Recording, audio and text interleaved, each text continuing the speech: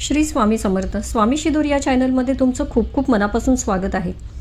खूप वेळा आपल्याला जाणवतं की पूजा करताना आपल्याला झोप, आळस, जांभळी, अंग जड होणे असे जाणवते. परंतु शास्त्रानुसार बघितलं तर हे एक रहस्य आहे. शास्त्रामध्ये लिहिलं आहे की खऱ्या मनाने आणि भक्तिभावाने केलेली पूजा देव स्वीकारत असतात आणि त्याचे फळही आपल्याला मिळते. पूजा करताना झोप किंवा जांभळी येत असेल तर त्याचा अर्थ ती व्यक्ती द्विधा मनस्थितीमध्ये आहे. त्याच्या मनात अनेक विचार चालू आहेत. विचारांची गुंतागुंत त्याला शांतता मिळून देत नाही.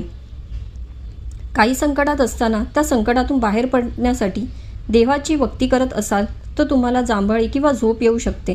त्यामुळे पूजा करत असताना मन शांत ठेवून मनात काही विचार न आणता पूजा करावी, म्हणजे तुमची पूजा सफल होईल.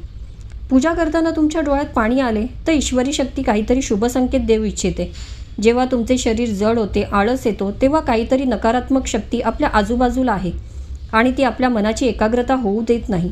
या सगळ्या गोष्टी आपल्या बाबतीत जरी घडत असतील तरी हार मानायची नाही. पूजापाठ सोडून लगेच उठायचं नाही. आपण पूजा नामस्मरणात यात दटून राहायचं. जशी जशी तुमची पूजा वाढत जाईल तशी ही नकारात्मकता बाहेर जाऊन पूर्ण मनशुद्धी आणि आत्मशुद्धी होईल. ती नकारात्मकता निघून गेली की तुमचं मन त्या पूजेमध्ये लागेल आणि तुम्हाला प्रसन्न वाटेल. झोप, जांभळी येणे ही सगळी अशुभ लक्षणं आहेत.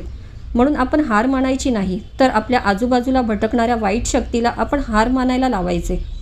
त्यासाठी आपण स्वामी सेवा वाढवायची, आपलं आत्मबळ वाढवायचं, स्वामींवरचा विश्वास वाढवायचा.